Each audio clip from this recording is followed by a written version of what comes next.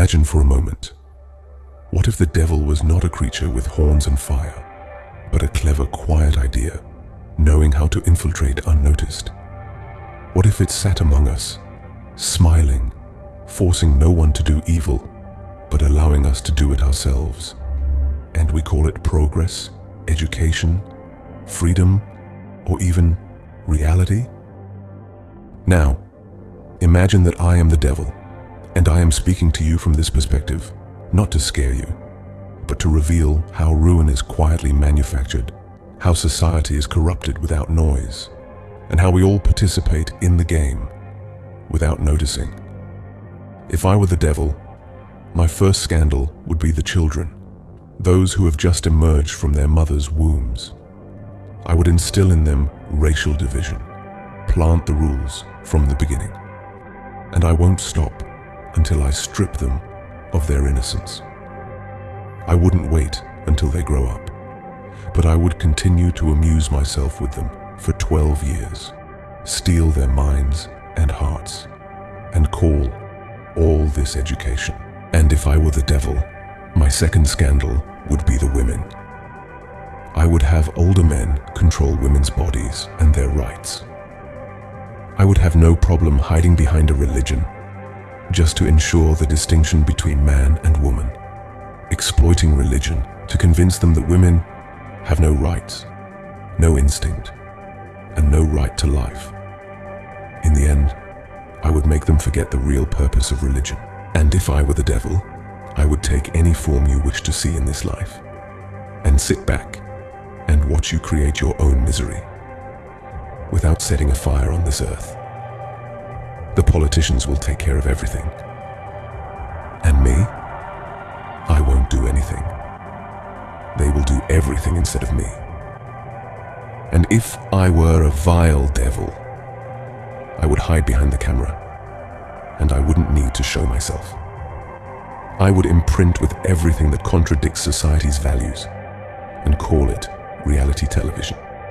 In this reality, I would attack your values, offer you fake bodies, and make them your role model in life. And if I were the devil, I would make you pray to technology and worship its creators. I would allow the influence of drugs, the first operation to steal millions, under the pretext of saving lives. While in reality, I drive lost souls out of this world. And if I were the devil, I wouldn't do all this at once. But I would take my time. I would slowly eat away at your morals, like cancer spreading in the body. I would make you eat the best foods, but they would make you sick without you even knowing it. Then I'd send you to doctors who are drug dealers, selling you calming pills that never heal you. And if I were the devil, I know that life and death are in the tongue. So I would drown you in noise, in music, in stress, to beat yourself up, so you can't reach a higher consciousness. Because a sick body does not choose positive thoughts, and an inflamed mind does not see clearly. And if I were the devil, I would be very popular. Do you know why? Because inflammation means fire. And fire expands and spreads. I would explain to you how I spread epidemics in the world. Not to make people cooperate, but to make them fear each other, hurt each other, while I sit back and laugh at them. And if I were the devil, I would complete my work by controlling your systems. And I would confuse intelligent people like you.